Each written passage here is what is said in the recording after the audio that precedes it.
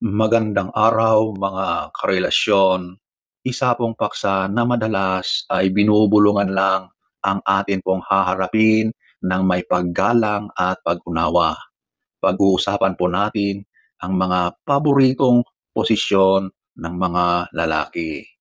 Ang layunin po natin ay magbigay kaalaman kung paano maaring maging daan ang iba't ibang posisyon sa mas malalim na intimacy, mutual pleasure, at tunay na pagmamahalan sa pagitan ng magkasintahan, magpartner or mag-asawa.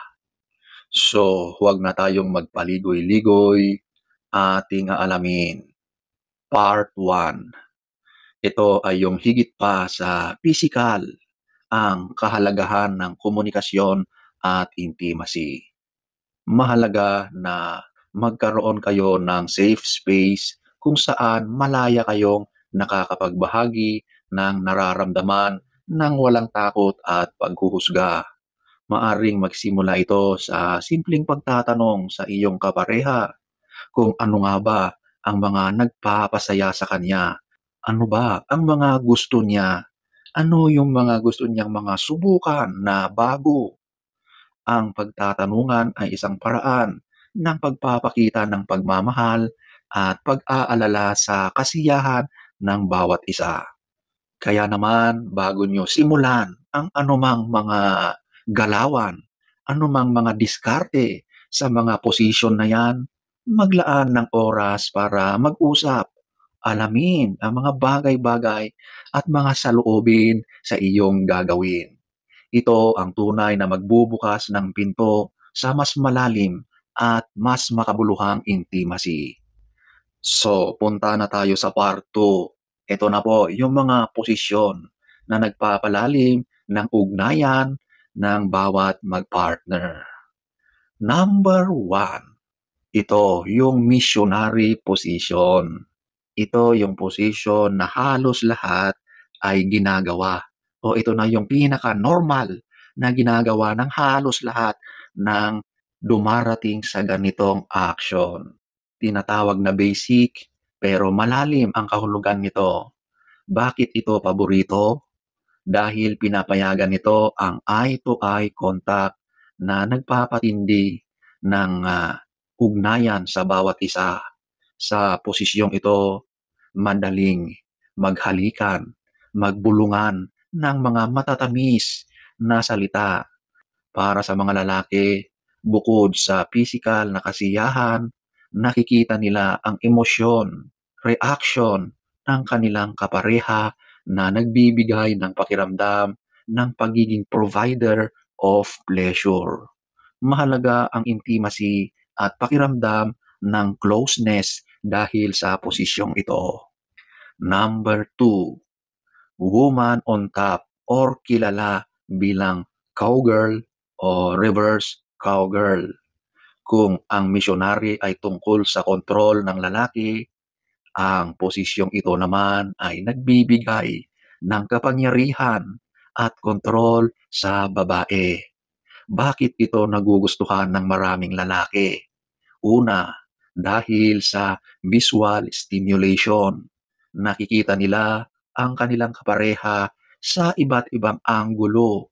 Pangalawa, nagbibigay ito ng pagkakataon sa babae na kontrolin ang bilis at lalim ng galaw na nakakatulong para sa magkakaibang ritmo ng kanyang galaw. Nagpapakita rin ito ng tiwala at pagpayag sa kapareha na manguna na nagbibigay ng iba't ibang dynamics sa kama. Mas nagiging creative at experimental ang magkatuwang. Alam nyo, ang posisyong ito ay sobrang nagugustuhan ng mga lalaki. Kitang-kita nila ang kanilang partner. At sa mga babae naman, gustong-gusto rin nila ito dahil control nila ang galaw at talagang ramdam na ramdam nila ang kanilang ginagawa. Number 3, ang doggy style. Ito ay popular dahil sa depth o lalim ng penetration at iba't ibang anggulo na kayang ibigay. Bakit ito nagugustuhan ng mga lalaki? Nagbibigay ito ng pagkakataon para sa mas agresibong galaw na minsan ay kinakailangan para sa matinding release. Pero bukod sa pisikal, ang posisyong ito ay pwedeng maging daan din sa pagtuklas ng iba pang erogenous zones o paggamit ng kamay para sa karagdagang stimulation. Maaari ring maging bahagi ito ng role-playing para sa mas masiglang imahinasyon. Mahalaga rito ang trust at pagiging komportable ng babae sa posisyon. Number 4, ang spooning. Ito naman ay perpekto para sa mga gusto ng ultimate closeness at comfort. Ito yung posisyon na literal na para kayong kutsara na magkadikit, okay? Pareho kayong nakahiga sa gilid or nakaside kayong dalawa sa isang direksyon, magkayakap at posibleng maging mas mabagal at mapayapa ang mga galaw. Bakit ito paborito? Nagbibigay ito ng pakiramdam ng tenderness. Ideal ito para sa mga mag-partner na gustong magkaroon ng intimate moment nang hindi gaanong pinapagod ang mga sarili.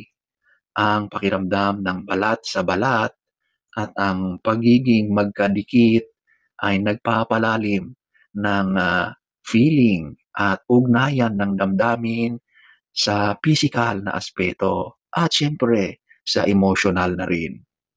Ang bawat posisyon ay may kanya-kanyang ganda at benepisyo.